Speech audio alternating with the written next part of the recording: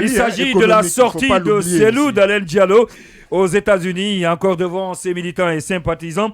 Le président de l'UFDG, l'Union des forces démocratiques de Guinée, qui envoie des pics au pouvoir de Conakry, il dit par exemple ceci, dans notre pays, malheureusement, il y aura toujours des forces contraires qui essaient de nous contraindre à reculer, mais nous ne reculerons plus. Lamine Monument Sissé. Oui, j'ai écouté le discours de Cellou, un discours très engagé, et un discours au ton engagé, bien évidemment. Ton engagé, hein? Oui, ton très engagé. Allez-y, Lamine Monument, allez-y. La toute première remarque avant de rentrer en profondeur oui. Du discours de Cellou, c'est que, encore une fois, j'ai pu relever une grosse erreur de communication de sa part. N'est-ce pas? Oui, bien évidemment. Laquelle? Et parce que sa communication elle-même, qu'il tenait en français et en poulard, pour quelle raison, devant des militants qui ne sont pas et parce que ce qu'il disait en poulard, il ne revenait pas là-dessus en français.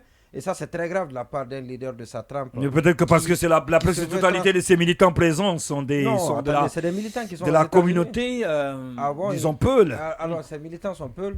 C'est ce que vous voulez dire? Non, c'est juste une interrogation.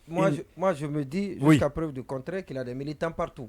Il a des militants partout et quand on se tient debout devant des militants pour une réunion, une rencontre aussi importante aux États-Unis qui a mobilisé des militants de partout, aux États-Unis, et bien évidemment, il faut faire beaucoup attention à sa communication. Ça, c'est la première chose. C'est une grosse erreur de communication et qui amène les gens... Le fait de parler en poulard. Qui amène les gens, oui, bien sûr, qui amène les gens à être convaincus de ce qu'on reproche toujours à Cellou Dalein Diallo, d'être un leader, pas un leader national, mais un leader pour une communauté. Et je ne dis pas que je pense ainsi, mais ça peut permettre aux gens d'être fondés là-dessus. Alors, maintenant, par rapport au contenu, il n'a rien à perdre. Nous n'allons reculer devant rien. Il y a une campagne, et vous l'avez si bien rappelé tout à l'heure.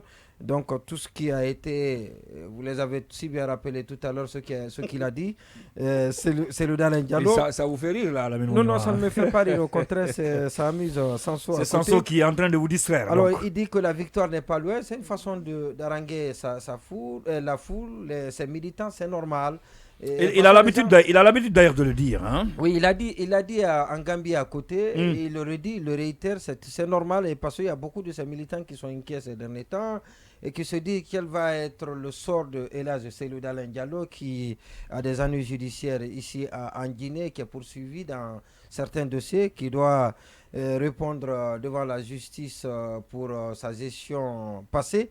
Alors, il y a tout ça, on soupçonne bien évidemment une élimination, pas une élimination, mais on soupçonne que Cellou Dalein soit disqualifié pour les compétitions électorales à venir. Une élimination politique, peut-être. La présidentielle. Oui. Alors lui, en prenant la parole, il se doit de rassurer les gens pour dire que ça ne marchera pas. Donc il donne son avis, il donne son opinion, son point de vue, et c'est son état d'âme. Et donc, c'est important d'envoyer ce signal à ces militants et qui pourrait, bien évidemment, galvaniser ces militants. Alors, déficit de liberté, de démocratie, quand vous le dites aux États-Unis, concernant un pouvoir de transition, on vous dira que c'est de l'euphémisme en disant qu'un pouvoir... Un pouvoir de transition, dans un pouvoir de transition, il y a un déficit de démocratie, un déficit de liberté, et c'est pourquoi les gens se battent pour le retour rapide à l'ordre constitutionnel, et parce qu'on sait que c'est des ingrédients qui, bien évidemment, qui font un pouvoir de transition. Donc, Cellou l'a dit, en attendant de savoir quelle est la suite, et parce que le procureur, le parquet ici de la CRIEF s'était rétracté, la plainte, la première convocation qu'on a envoyée n'a pas été envoyée. Mais est-ce qu'il ne l'a pas dit par rapport à tout ce qui s'est passé, sa maison qui a été démolie? On a déguerpi de chez lui, on a démoli sa maison, on a pris des gens, on les a mis en prison sans pour autant qu'ils ne soient jugés, sans pour autant que la culpabilité ne soit établie.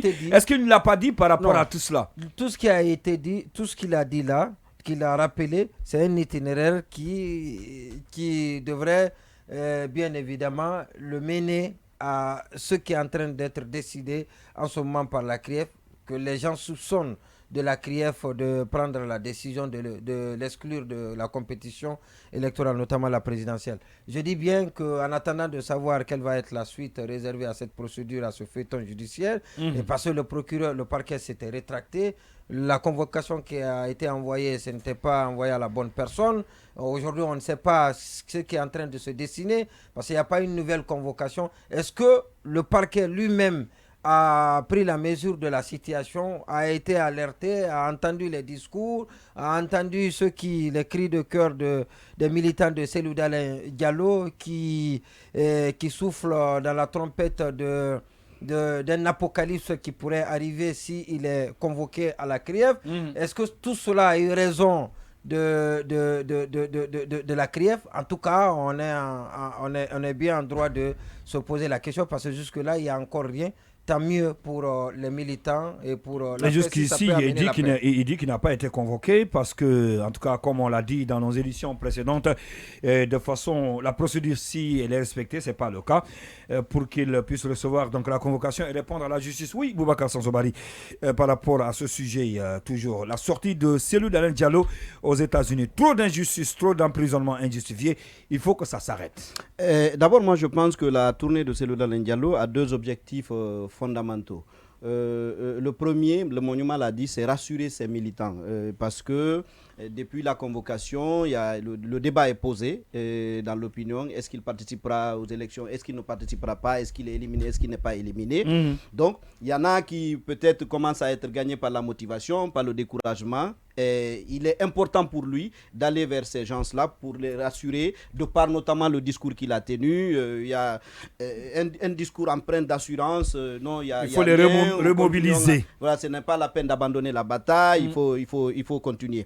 L'autre chose, je pense aussi qu'il a fini par intégrer probablement que la bataille se jouera au rapport de force. C'est-à-dire, certes, même la justice, on a débattu de l'audio d'Ousmane Gawal en début de semaine. Oui. Donc, il demeure désormais convaincu que la bataille se jouera. C'est-à-dire, au départ, il avait voulu s'afficher en partenaire, à la limite en allié de la junte. Oui, dès le départ. Cette page-là, elle est tournée. Oui. Et donc, il essaie de par la mobilisation autour de ces rencontres, il essaie de démontrer qu'il est un grand leader de par sa capacité de mobilisation. C'est-à-dire que c'est renvoyer le message selon lequel, attendez, prendre le risque ou disons aller à l'affrontement avec lui, c'est peut-être se mettre à dos une partie non négligeable de Guinéens. Oui. C'est-à-dire, quelle que soit leur origine, quelle que soit leur sensibilité, mais c'est des citoyens guinéens. Donc, on l'a dit par les résultats des élections, c'est tout au plus autour de 30-40% de l'électorat guinéen. Donc, il le dit probablement à la junte ici en Guinée, mais il le dit aussi à la communauté internationale. Je pense que c'est les mobilisations dans le sillage de sa tournée aussi, c'est ce second message que ça renvoie. Maintenant, quand Moniou m'a dit que son discours peut-être est en déphasage avec le contexte qui prévaut aujourd'hui en Guinée, personnellement, je ne pense pas que son discours avait trait nécessairement au contexte d'aujourd'hui. C'est peut-être la Guinée... Non, il peut parler aussi de façon générale au regard de tout ce que lui-même il a vécu. Non, moi il a été empêché au moment même donné de sortir autant même d'Alpha Condé. Moi, je pense que la Guinée qu'il essaie de dépeindre n'est même pas nécessairement la Guinée seulement de la transition. C'est la Guinée que sous Alpha Condé, c'est qu'on a connu, ça fait 10 ans maintenant, voilà, ça fait 15 ans. Parce que fondamentalement, on ne peut pas dire que tous les problèmes qu'il a cités, c'est seulement sous la transition. C'est des problèmes qui ont germé sous la transition. Pas forcément. Donc, c'est des choses qu'il avait dites quand Alpha Condé était là. Quand il dit déficit d'éducation, déficit de démocratie, ça n'a pas commencé avec la... Quand il parle aussi des potentialités du pays qui doit bénéficier, qui doit profiter... S'il ne parle pas de cette période-là... Aux fils et filles de ce pays. Il n'a pas non. Déficit de démocratie, s'il lui était permis de rentrer, de mener ses activités... Mais il a toujours dénoncé... Il a toujours dénoncé pourtant... Il a toujours dénoncé ce déficit de démocratie.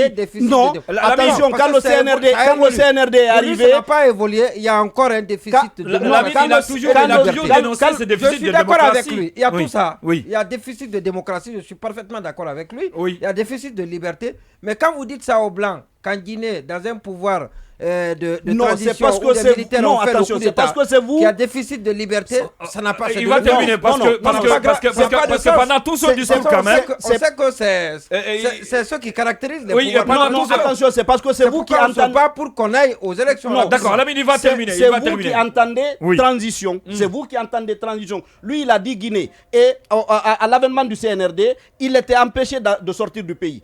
Donc, est-ce que le déficit démocratique dont il était victime, il ne fait pas allusion notamment à ça? Et durant tout son discours, il n'y a pas quelque part où il a cité de façon explicite, où il a nommé les autorités guinéennes, parlant justement des militaires de la transition. Alors, oui, Sékou Keïta. Premièrement, je pense que ce discours, ce n'est pas un discours adressé à la nation. Et donc, s'il s'exprime en poulard et en français, je ne vois aucun mal à cela. Vous ne voyez pas de problème, contrairement à Lamine Monument Cissé. Il n'est pas le premier à le faire. Même au Sénégal, on voit avec même le président Macky Sall. Je pense qu'il faut. Mais sauf qu'au Sénégal, on n'a pas. Attention, on n'a pas ce problème. Au Sénégal, on n'a pas. Je suis désolé. Ils n'ont pas ce problème au Sénégal. Ce que je veux dire. Au Sénégal, je rentre de Bignona. Est-ce qu'on peut un président malien parle bambara? Je rentre de Bignona où les gens parlent Jola et qui comprennent aussi le Wolof. Dites à Monuma. Oui, allez-y. Dites-lui, vous qui venez. Dites à Monuma. Il parle Jola, mais tout le monde comprend Wolof. Si nous avons écouté le même discours, premièrement, je précise que ce n'est pas une adresse à la nation. Ce qui veut dire qu'il peut le faire en langue nationale s'il le veut. Il n'y a aucun mal à cela. Ça, c'est un premier aspect. L'autre aspect, quand j'écoute ce discours, vous allez voir, il y a... Est-ce que vous comprenez ce que Lamine veut dire? Je pense qu'il a parlé français et j'ai écouté. Oui, allez-y. Il déplore le fait qu'il s'est adressé, en tout cas un pan de son discours en poulard sans traduire. Oui. C'est ce qu'il a dit. Oui. Et je pense qu'il l'a dit en français. C'est ce qu'il a dit. Oui. À moins que tu sois dans la logique de m'amener à être dans son esprit. Pas du tout. Pour moi, il n'y a aucun problème à cela. Il n'y a aucun mal à cela. Ce n'est même pas une première. Et voilà, ça pour moi, ce n'est pas un problème. Et le discours, je pense que ce qu'il dit, ça annonce une certaine rupture avec le CNRD. Ça n'avait pas commencé aujourd'hui. S'il a rappelé tout ce qu'il a dit, d'abord, premièrement, quand on prend le contexte, il explique que lui et son parti, en tout cas, s'est toujours battu pour l'instauration d'une véritable démocratie en Guinée. Il rappelle que depuis, il a toujours été confronté. Il a cité ces réalités, et notamment cette question de déficit de démocratie. Oui. En l'évoquant, quand on prend le contexte actuel, c'est une réalité. Lorsqu'on vous dit que dans un État, les manifestations de rue sont interdites, c'est clair que la démocratie prend... C'est clair qu'on parle de déficit de démocratie et de liberté. Un coup dans l'aile, ça c'est une évidence. Tout ce qu'il a rappelé, et je pense que il y a des éléments quand même qui sont dans ce discours qu'on a toujours critiqué, dénoncé. Comme quoi, par exemple? Notamment l'instrumentalisation de la justice, le manque de forme dans certaines procédures, ça a été condamné. Et vous avez suivi même les avocats de certains détenus. Donc, là, Selouda Diallo est dans une logique qui vise à rassurer ses militants. Rassurer ses militants parce qu'on apprend qu'il y a une politique qui vise à l'écarter du jeu politique. Il faut les mettre en confiance parce que n'oubliez pas, les militants, la diaspora guinéenne, les militants de l'UFDG de l'extérieur contribuent aussi à l'épanouissement du parti. Ils contribuent financièrement, ils sont réguliers. On a vu les dernières élections, l'élection présidentielle de 2010, le score à l'étranger. Donc, il sait qu'il y a de l'électorat à convaincre. Et pour les maintenir dans sa dynamique, il faut les faire comprendre que quel qu'en soit les démarches à Conakry ou de la junte ou de n'importe quelle entité de l'exclure, qu'il ne cédera pas et de ne même pas s'inquiéter parce que ça n'arrivera pas. Et je crois que c'est dans cette logique qu'il a tenu ce discours. Voilà, à mon avis, il n'y a pas de propos déplacés. Tout ce qu'il a été dit, à mon avis, ce sont des faits qui se vérifient sur le terrain. Et en le disant, c'est clair, c'est pour amener les uns et les autres à comprendre ce qu'ils traversent et de se préparer à rester dans sa logique. Oui, Baïla Amadou Traoré, avant qu'on ne parte à la pause. Ok, bon, je pense que globalement, ce discours de Elhadj Selouda Diallo, c'est du déjà vu, déjà entendu. les éléments. Il avait tenu à peu près les mêmes propos en oui. Gambie devant ses militants et sympathisants également. Non, en Gambie, devant ses militants et sympathisants, et même au temps de Alpha Condé. Oui. Par exemple, c'est le morceau pour moi où il a commencé, où justement je pense qu'il s'adresse... Et ce n'est pas aussi la première fois qu'il tient un discours de ce genre aux États-Unis. Oui, en tout cas, il s'adresse, pour moi, le pan de son discours, en tout cas dans lequel il s'adresse aux autorités actuelles, ou en tout cas aux adversaires actuels, je ne sais pas si c'est les autorités, où il dit qu'il commence son discours, l'extrait en tout cas que j'ai vu, en disant qu'il y a toujours des forces contraires qui essayent de nous contraindre à reculer, mais nous ne reculerons devant rien. Donc si aujourd'hui il y a des forces contraires, et on sait aujourd'hui le contexte aussi justement mais le toujours fait appel aussi au passé, hein, ça veut dire que ça n'a pas changé. Oui, bien sûr. Ça veut dire des forces de contraire ont toujours existé. D'accord, Sanso, mais c'est en substance ce que je dis. C'est pourquoi je dis c'est du déjà vu, déjà entendu. C'est parce que c'est les discours aussi qu'il a déjà tenus. Dire que nous ne reculerons... non, mais parce que c'est en rapport avec une réalité qui n'a pas évolué. Nous ne reculerons devant rien. Oui. Nous, comme on appelle, je me souviens même du slogan « Nous recul » en 2020. Qui signait souvent les publications Facebook ou Twitter et la victoire est proche. Donc ça, c'est des discours politiques. Vous voulez dire qu'il n'y a pas eu de nouveauté?